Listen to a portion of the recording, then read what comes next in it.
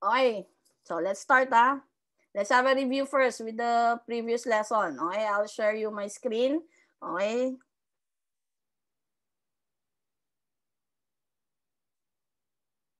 Can you see my screen? Okay, this time it's not my drawing. Okay, now let's have a review first. Okay, gas exchange between the insect. Okay, as I have said last week. Okay, there is a similarity between the insect breathing system and the mammalian breathing system. Okay, we start first with the head, abdomen, and thorax. Okay, being your head is your head, then the thorax is somewhat the chest part, and the abdomen is somewhat the tummy area.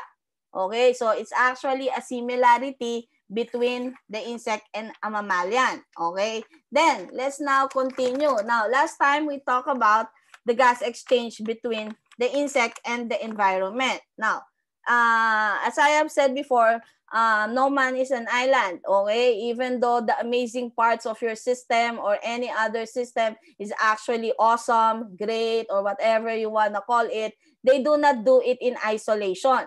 Okay, we always need the external part contributing for our internal system. And as well, we need to remove something from the inside going to the outside.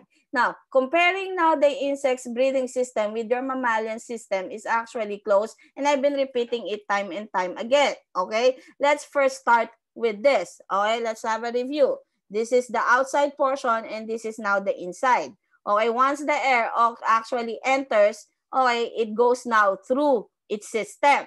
So let's start first with the portal, okay, the opening that lets oxygen inside. Okay, let's start now with this one. Okay, this is what you call again, what? The spiracle. Okay, oxygen actually automatically enters here. It's somewhat similar to your system because it actually is like your nasal cavity or your nostril, the opening of your nose. Okay, automatically air gets inside your mouth, but the part that actually is considered as a respiratory system or part of the respiratory system doesn't include your mouth. Okay? It's just your nose or your nostril. So similar to the insect, this looks like now your nostrils. So oxygen now will enter. Now, when this is actually closed, it is at rest. When it is active, it is actually open. Okay? Then again, it will be discussed when the discussion goes along. Okay, now once the oxygen now enters, it will now enter this tube. Okay, let's just say this tube passageway is your nasal cavity. You could also consider this as your own version of your own trachea. So meaning the insect has its own version of the trachea. So once the air now enters the spiracle, okay, it will now go inside this amazing tube. Okay, now this amazing tube has a different types of characteristics. Okay, let's see if you can still remember. It possesses two types of characteristics. Okay, but before we discuss that characteristics, okay, it is also being compared to your own version of your trachea. Okay, now this actually possesses somewhat like a ring shape. Okay, just like in a mammalian system, it prevents now collapsing. Remember, when air pressure comes inside, okay, its pressure is actually significant. So if this is as actually as not protected, okay, it could either go away, it could collapse. Okay, now, the same with your mammalian system that you have this C-string structure, okay, so on and so forth. It also has, okay, a function or a characteristic that makes now this one really supporting. Okay, you have now two characteristics. Can you still remember those two characteristics? Let me see, Yvette, can you name the two characteristics or one of the two? Gas cannot be diffused and it helps support the trachea, prevent from collapsing. Okay, that's one. What now prevents the tube from collapsing? If you have your C-shaped cartilage ring in humans, okay, it is not called C-shaped cartilage ring in actually in insect. What supports now the trachea of the insect? You are already correct. Can you still remember, Adi? Yes, Miss. Yes, I know you're present, Adi. I'm asking. Yvette already almost gave the answer. But what is that supporting system that actually makes this impenetrable for both diffusing air and making it actually intact? What do you call that? It is lined by a special substance. What do you call that special substance? I already gave you. Oh, this is just a review. We discussed this last time. Sorry. Baby girl. Chitin. Okay, you can actually call it chitin, chitin, or whatever you wanna. How do you actually wanna pronounce it? I am not after the pronunciation, but actually it's actually, you can use both chitin or chitin as long as your spelling is correct. Okay, now your chitin or your chitin is a special substance, a special chemical substance that actually makes this actually one impenetrable. Okay, you cannot just simply diffuse air. Okay, then what else? It stands pressure. As air or oxygen goes in, it could withstand the pressure because of that. Now again, remember, it has two characteristics and it has two stages, one being active and one being closed. Okay, now as the air now goes inside, okay, it will reach now here. Okay, you have these two branches over here. Okay, now these two branches over here now accommodates whatever oxygen is going to pass from your spiracle going now to your trachea, entering here now. Okay, since this is bound by chitin or chitin, it cannot diffuse air.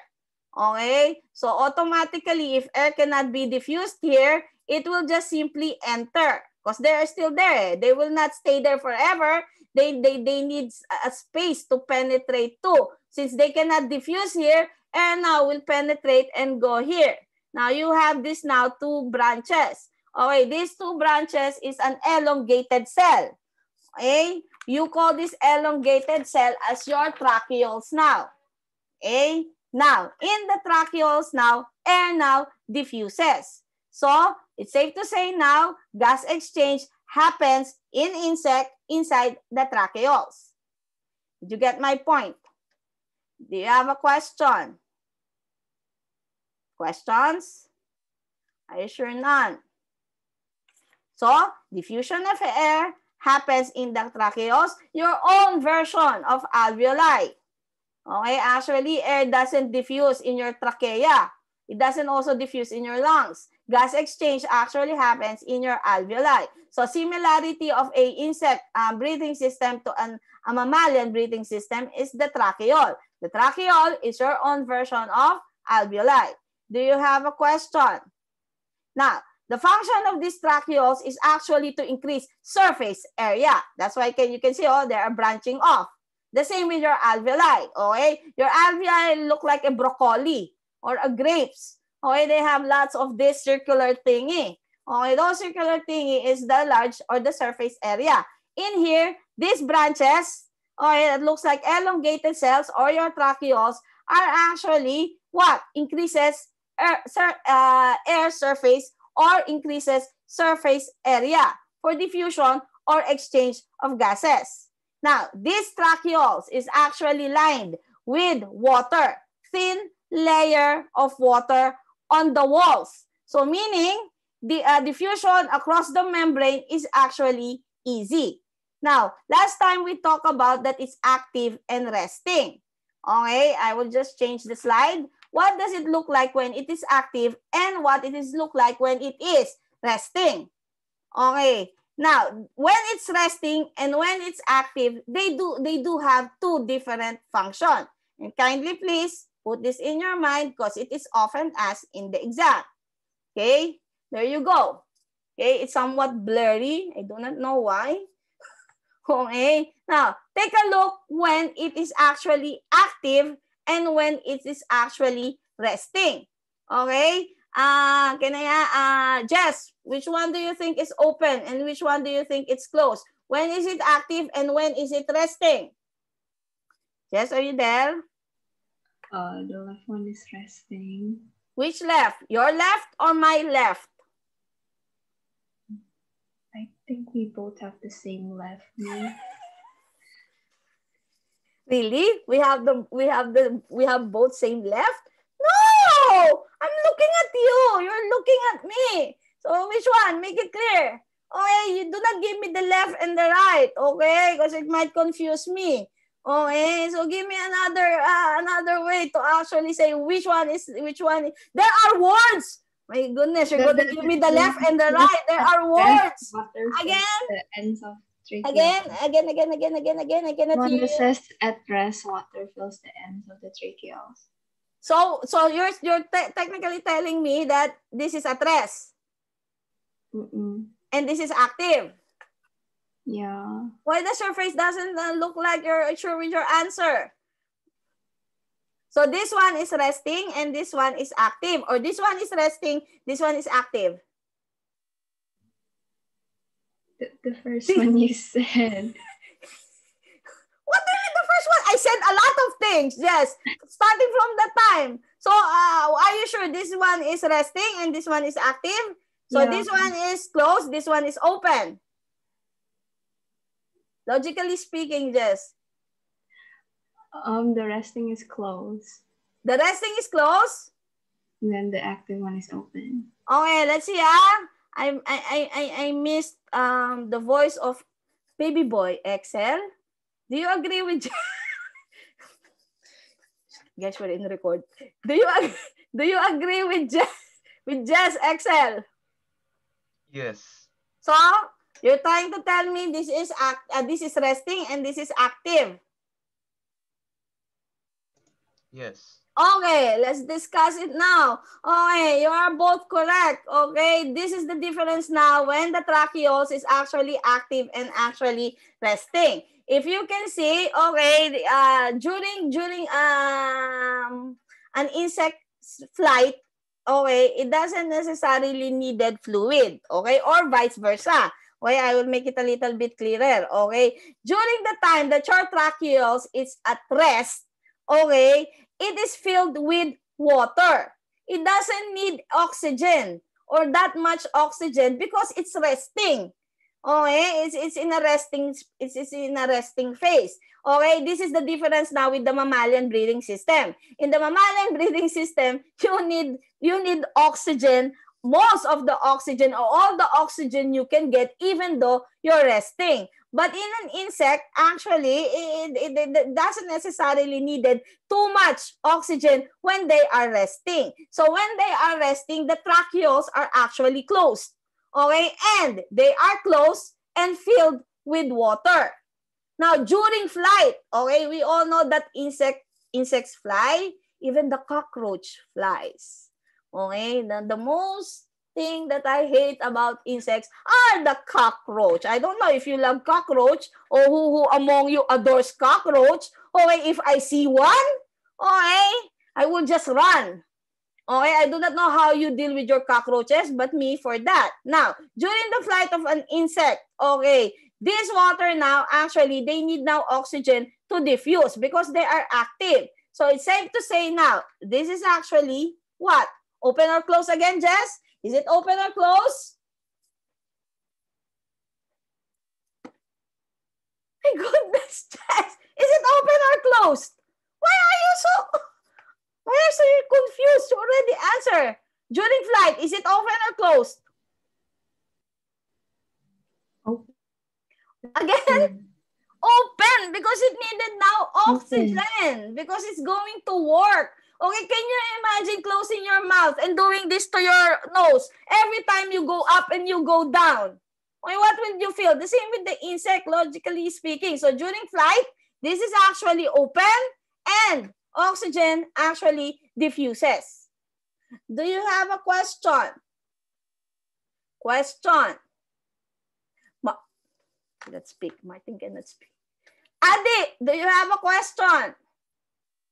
Adi? No, miss. Are you sure, Adi? Adi, Yes. again, which one is closed and which one is open? The is it the trachea, miss?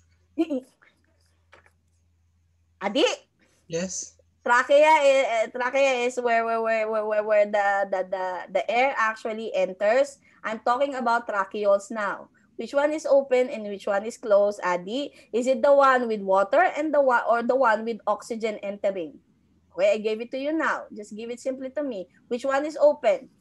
Is it the one with water or the one where oxygen actually diffuses? Adi, With are you still water? there? Again, With water? what is it with water? Is it open or closed? Make it clear. It is open. Again, Adi, with It is water, open. it's open.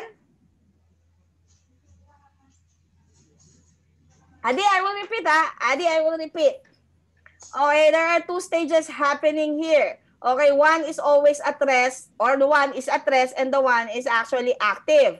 When it's at rest, it's closed. When it's active, it's open. Now, if you're gonna take a look at this, Adi, can you see my arrow? Yes. Okay, this is actually open or closed, Adi? This one, is it open or closed? Close. It's closed, therefore it's filled with water. Now, during an insect, when they fly, okay, in flight mode, okay, this actually opens, okay, making now oxygen readily available in its system. Do you have a question, Adi? No, miss. Do you understand which one is open and which one is closed? Yes. Are you sure, Adi? Yes, miss. Are you sure? Yes. Yvette, do you have a question? Yvette, Yes. you have a question? If No. none, okay, let's go now. After the insect, let's now go to your gas exchange of leaf. Okay, just any other living organism, your leaf is like your insect and mammalian breathing system. We all need oxygen and somewhat needed to release something in order for our body system to actually work. Okay, since we are still talking about gas exchange, okay, we're talking about gases like carbon dioxide and oxygen. Now, I do assume since you are already done with IGCSE, the plant system actually need both oxygen and carbon dioxide. Do you agree with me, Yvette, that they both need carbon dioxide and oxygen? Actually, in your body, you do not need carbon dioxide because you dispose of it. Okay? Now, my question, Yvette, is, do plants need both the oxygen and carbon dioxide? Plants only need carbon dioxide. Plants need only carbon dioxide. Do you agree, Jess? Jess, reading of book is before I actually have the lesson. Okay, do not look at your book. Look at straight on your camera. Come on. Okay, smile, Jess. Smile. You.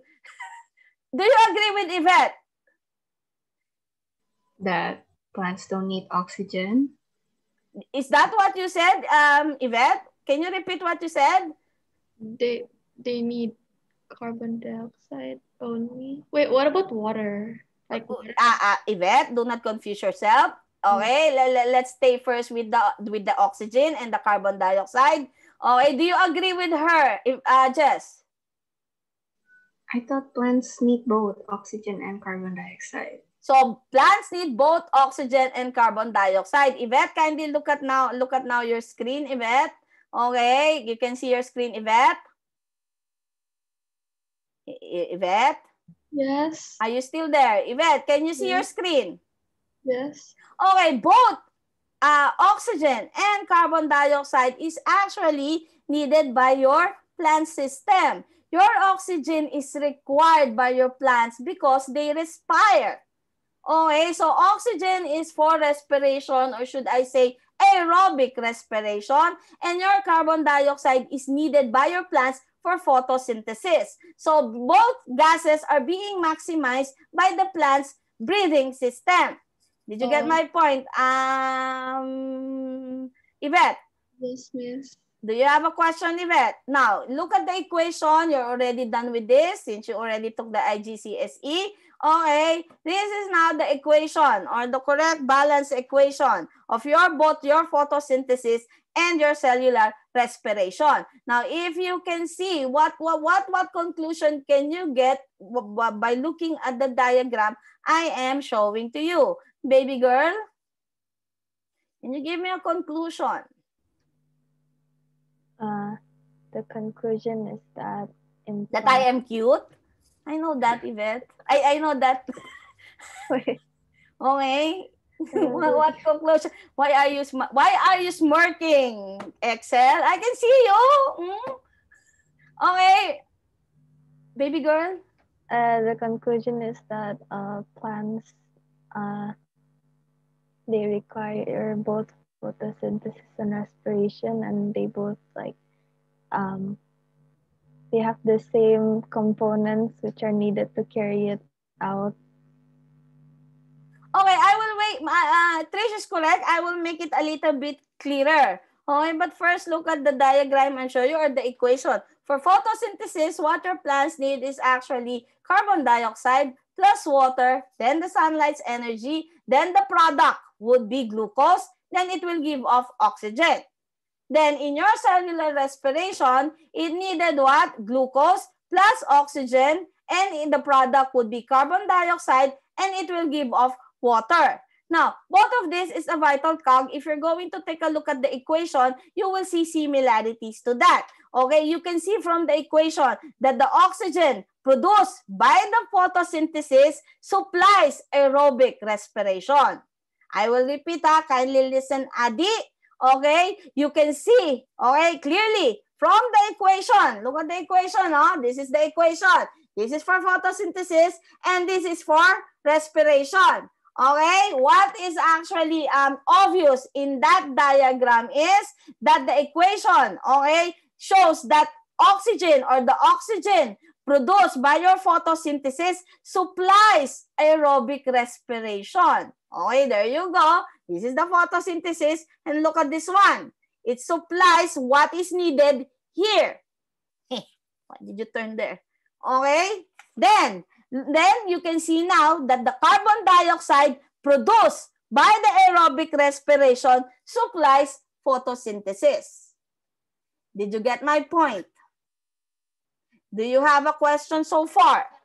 Now, remember that plants respires 24 hours. 24/7, the same way that your system does. Even if you're sleeping, you're snoring, you're drooling, okay, your body system actually needs to take in oxygen, you need to respire. So your body is actually working 24/7. Not different with your plants. They need actually this, or they respire 24 hours a day.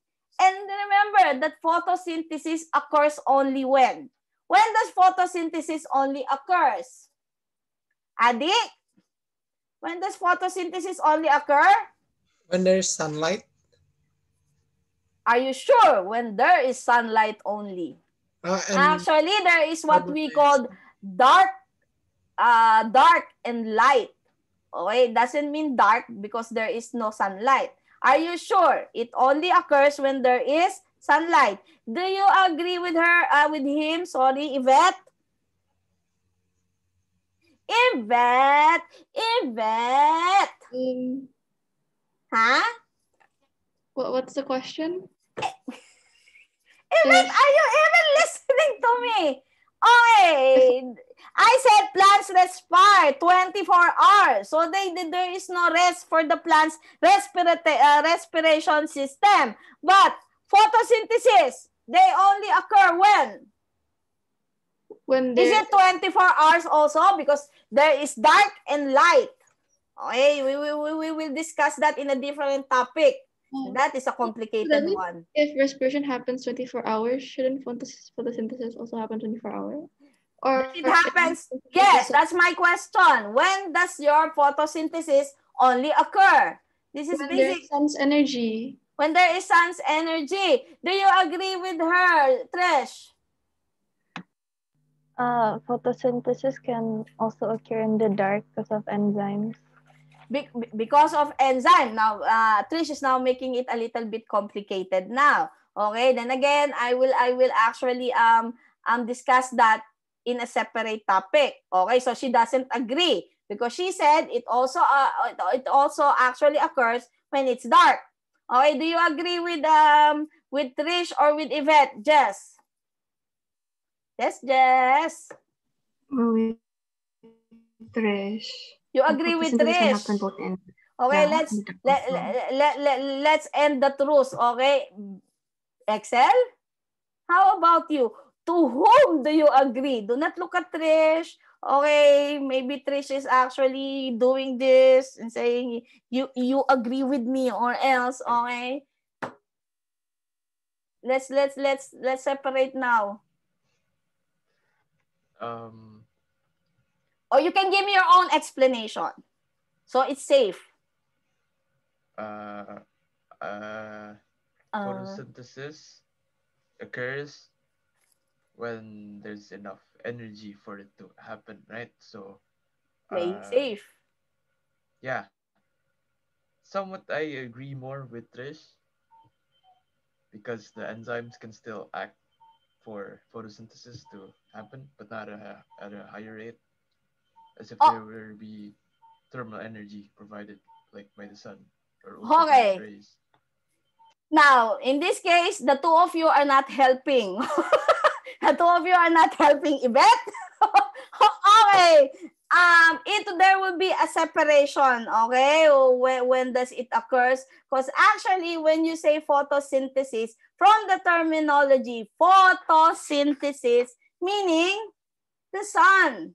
Okay, that's why you call it photo. But I am not saying that the process of doing or creating energy only happens during photosynthesis. Okay, there will be an explanation for that when we reach the dark and the light. But for now, listen to this very carefully. Okay, plants do respire 24 hours a day. Okay, meaning there is no rest. But photosynthesis occurs during daylight. Okay, I'm saying photosynthesis occurs during daylight. The process itself is a different topic. Okay? Now, when we talk about this now, when we say it occurs only daylight, so on and so forth, we can definitely say that what about now during at nighttime? They don't use these gases? Okay, listen to this very carefully. We can definitely use, number one, the waste from the respiration. That's why even though at night, they respire.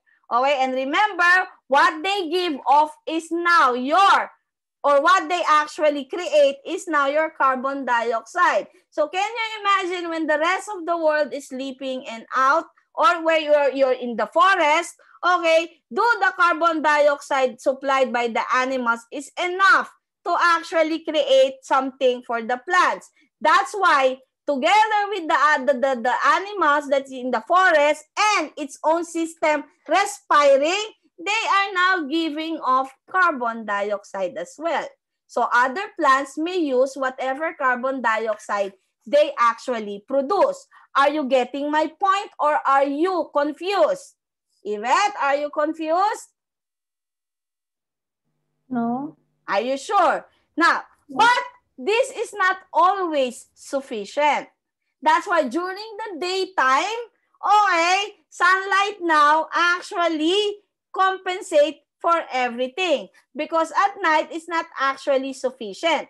What I'm just trying to tell you is this actually, carbon dioxide is also useful for other plants. Am I clear? Do you have a question so far? Questions? If not, I will remove this one. Okay, I will just put it back together and kindly look at the graph that I've shown or I've drawn. Pre-drawn it. Even though it's pre-drawn, it still sucks. Okay? Where is it?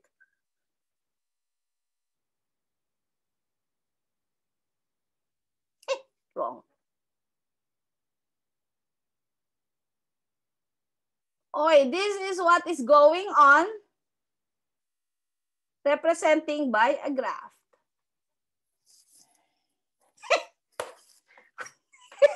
Trish, I saw you. I saw all of you laughing.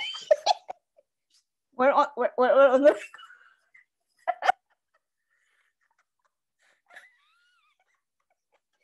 Do not hide. I can see you.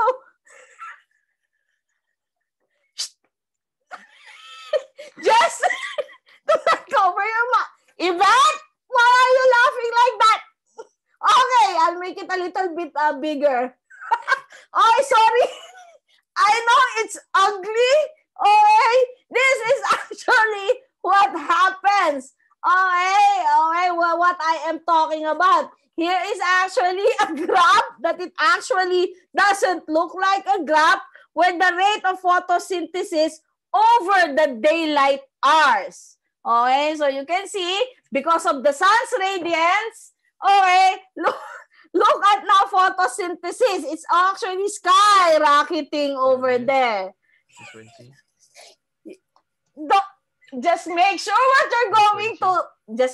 what you're going to say, Excel, is nice. Why? Is my photosynthesis? Huh? Yes, it lacks letter N. Sorry. I don't want to erase it anymore. I don't want to erase it anymore because I've actually made that the third time already. So can you imagine the first two try? Okay, so I told myself, let's cut this. Okay, do not mind the lack of letter N. Okay, your eyes is really, really working. Okay, but my point is, look at during the time or the day when there is actually sunlight occurring, your photosynthesis is actually working. But look at your respiration. Okay? Somewhat, even if my drawing sucks, did you get my point? Did you get my point, Trish? Because you're the first one who laughed. Yes, ma'am. Okay. Can I remove my ugly drawing? Okay, let's go back to the slide, which is much more nicer. Okay? Then let's continue. Okay, so, meaning, wait. Okay, share screen. There you go. Okay? Meaning, what I'm just trying to actually say is, okay, if you need a special thing or a special material that can actually make or give the plants whatever gases it needed, it's actually the leaf. Okay, so let's have a review now. Okay, so since we now know where do they get, how do they get, let's now study how do they enter the plant system. Okay, we can only do that by what? Recognizing the special parts of your plants or your leaf. Okay, let's continue again. Be ready. This is just a review. Okay. I in a regular setting, I would draw it on the board. Okay? But since my drawing sucks in the whiteboard, I just took a picture so nobody will laugh. Okay, let's discuss now your plants. How do the oxygen or how do the carbon dioxide or how do gas exchange happens? Let's have first a review. If you're gonna take a look at the parts, okay? Let's start with the upper one. Let's start with the cuticle, okay? What is the cuticle for, Adi? Told you to read your books. Cuticle?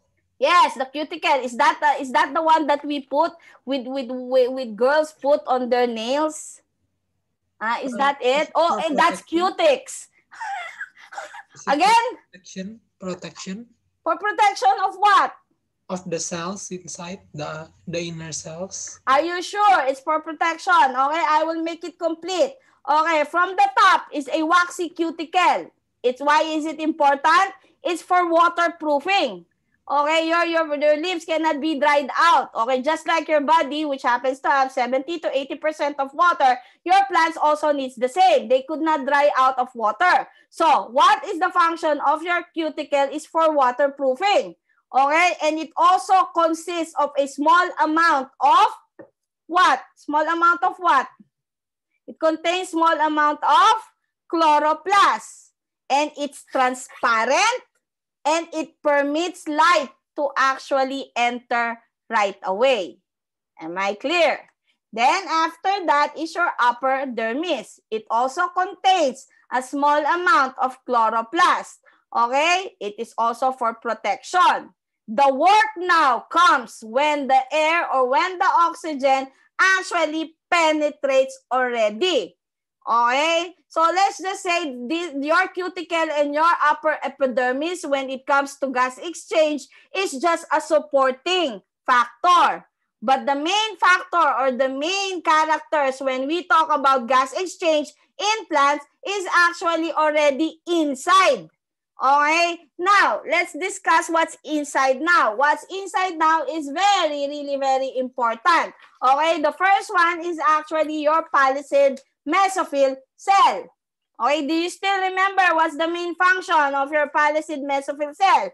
Actually, from looking at the drawing, you do not need to memorize word by word. You can actually give me the function just by looking at this.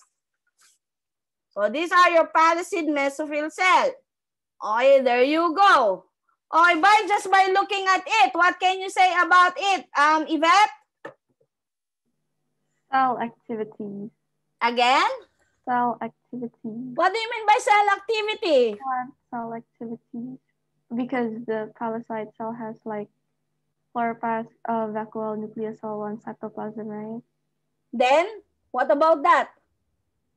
That's where all the no, not all. That's like where the activities happen.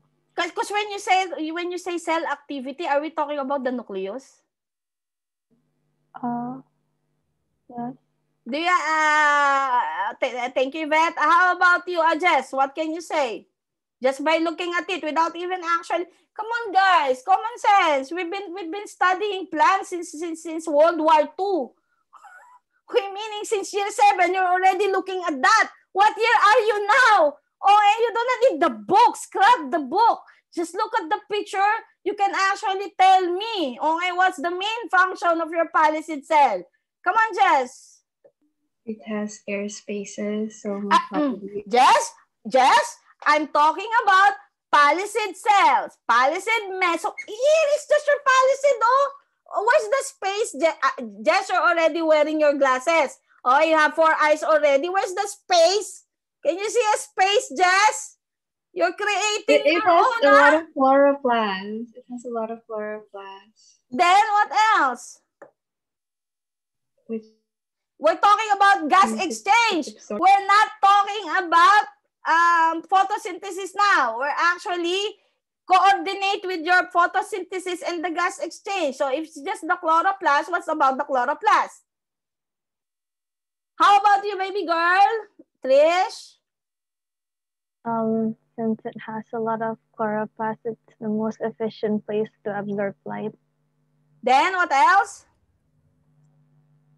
This is in regard to gas exchange also. So meaning what you're just trying to say is without actually photosynthesis, gas exchange is not actually possible. No. Then what are you trying to say? And yes, Trish, without photosynthesis, it's impossible. How can you respire? Because you will not get the glucose that it needed. Right? Right. Okay, so Trish looks confused. Okay, I'll give... Okay, the palisade mesophyll cell is actually, you are both correct, Jess and Trish. They are rich in chloroplast. Okay, this chloroplast now leads or tendency for photosynthesis to happen. But look at how they are arranged. They are tightly packed. Okay, there's no space, Jess. Can you see a space? Can you see a space, Jess? They are tightly packed together. So meaning there is no space. So maximum energy will be received by that portion. Maximum energy from the sunlight. And they are arranged vertically. Okay, so to easily absorb the sun's energy. Okay, now, this will be fully discussed when we reach the dark and light. Okay? Then once you go down now, the spongy mesophyll cell or the spongy cell or the spongy layer. Okay, what can you say about that, Excel? There's a lot of space in between. Okay, why are there a lot of space in between? This time, Jess, there are spaces. A lot of one. Space between the cells are for gas to diffuse in to the leaf that the palisade cells need for photosynthesis or respiration. Okay, there is the correct answer to that now. The very clear one, the one that I'm waiting. Trish, okay, he now integrated it with photosynthesis and gas exchange. Now, your spongy mesophyll layer, okay, has lots and lots of air pockets. Okay, this is now what to allow circulation of the gases freely. That's why they are constructed or made that way. Then, with the help now of your lower epidermis, which happens now to contain the stomata and the guard cell. Okay, because without the stomata and the guard cell, gas exchange would not be possible. Okay, it would be possible because you have the energy that created by a photosynthesis, but without the stomata and the guard cells, okay, it will not be. Okay, it will not be possible. Now, your stomata allows many routes or many passageway of the air in and out. So remember, okay, stomata is integral. And the the spongy mesophyll cells offer interconnected air spaces. So these spaces now, okay, together with the stomata, there you go, the guard cell, and the spaces now allows now circulation of gases within the leaf's system that they actually needed in order to harness respiration together with photosynthesis. Did you get my point? Do you have a question? So let us now dissect these two. Okay, for example, I will cut this. There you go. Not that one, sorry. This one. Okay, let's talk about now your stomata and your guard cells. Okay, remember, you do not put an S to make it plural. So it's not stomatas. Okay, when you say it's stomata, it's already plural. What's the singular form of stomata? You have the stoma. Am I clear? Is that clear, Adi? Adi? Yes, miss. Do you understand? Yes. Okay, now, we will finish the discussion here. Okay? How do now gas exchange happen? Now, let us look at your stomata in full detail. Stomata are actually a very, very tiny pores surrounded by a guard cell. So, meaning the stomata is the opening. Okay? Sometimes they're confused. They thought the whole thing together with the guard cell is the stomata. Again, the stomata is the opening. There you go. Okay, so these are your guard cells. Okay, let's now discuss it. So, now, it allows now gas exchange, but it doesn't compromise your oxygen as well. What am I trying to say is it allows gas exchange to be controlled, but it's compromised. So, meaning, that's why you call it guard cell. It controls the opening and closing. Okay, but they need not to compromise because it's not just water or oxygen that is actually coming in and out. So it needed to be controlled. Okay, I'll make it a little bit clearer. Now, it allows control, okay, of water loss as well. So you're not just taking in consideration the gas exchange. You're also taking in consideration the water. Did you get my point? So somewhat it needed to be open and it needed to be closed. And the one responsible for that is the guard cell. Now, how do they open and how do they close? Or when do they open and when do they close? That is not the magic question. Okay? Now, listen to me. very carefully. Okay? Now, when your stomata is actually open, okay? To open, or let's say, when you open your eyes, okay? You need to open your eyes. It's automatic eh. If you do not open your eyes after your sleep, you're dead. Okay? But since your system is actually still intact, your organs are still functioning very well, it makes now your eyes open every morning. Now, the same with your stomata. Okay? Your stomata, okay, in order for your stomata to be open, okay, to open the stomata, you need a magic word. What magic word is that?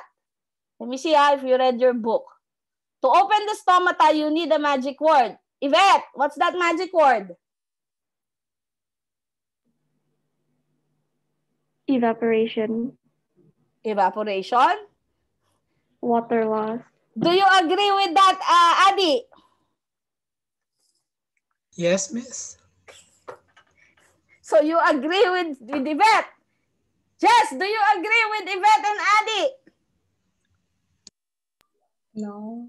No. So what do you need in order for the stomata to actually open? Do you just simply clap, stomata, open? Or that's it, open stomata or open sesame, and stomata will eventually open. Is that it, Jess? What's the magic word? Miss, you seem so excited. You answer. Come on. So no one will sleep. Come on, Jess. What's the magic word? Is it transpiration? Transpiration. Let's finish this. Okay, sorry, Martin cannot talk. So, since Martin cannot talk, your recitation for today, Martin, is 0. Ah? I'm only joking, Martin. I'm only joking. Okay. Trish, what do you think? To open the stomata, what do you need to do? Do you need to threaten the stomata? If you're not gonna open, I will kill you. That it? No, you need the guard cells to open it. Then how will the guard cells open it? So you do not threaten the stomata, you threaten the guard cells. Guard cells, if you do not open, I will kill you. Is that it? No. Excel. Come on, I know you have the explanation. In order for the stomata to open, what does it need? It needs excess of water. How will the excess of water get? You're correct. How will the excess of water goes in or out? When the stoma is closed, the water can't get out, right? So there might be pressure in the cells that make it open so that they can diffuse out, as in evaporate the water diffusing out. How will the water know that? Okay, listen to this very carefully and kindly, please remember this. Put this in your mind because you're gonna need this when you answer the exams or the questions. Okay, to open the stomata, you need ions. Okay, to open the stomata, ions move into the guard cell, making now the water potential more negative. And we all know that your water is a what? What? An electron-hugging system. Okay, I will repeat ha. To open the stomata, your ions move in the guard cells, making now the water potential more negative. And then what happens next is water will follow via what you call osmosis now. Did you get my point? I will repeat ha. So in order for your guard cells to actually open, your ions must move in to the guard cells, making now the water potential more negative because of the ions. And then, since water is an electron-loving creature, it actually will follow. And this by the process of what you call osmosis. Am I clear? Do you have a question? Now, when it's going to close, you do now the opposite, but the same pattern. Okay?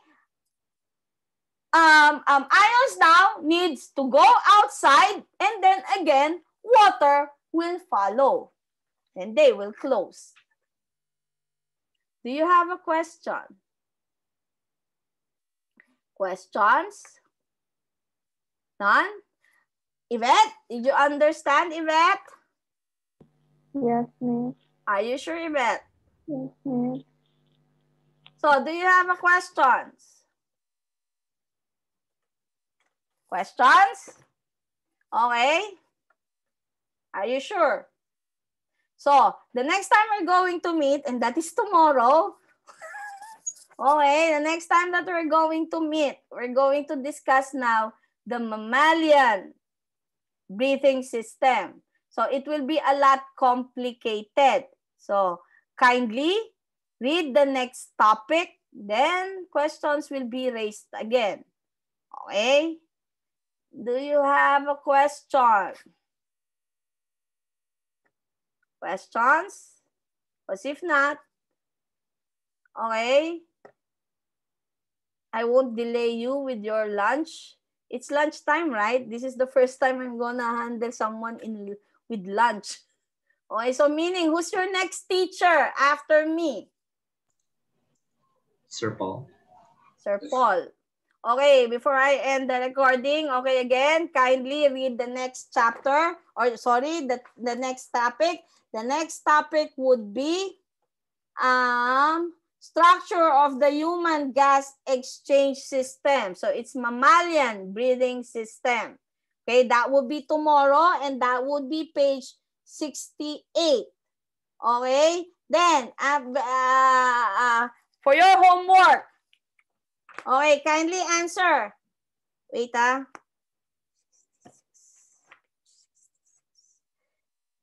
Okay, kindly answer pages 65 and 67. Again, I will repeat page 65 and 67. And I will see every one of you tomorrow again.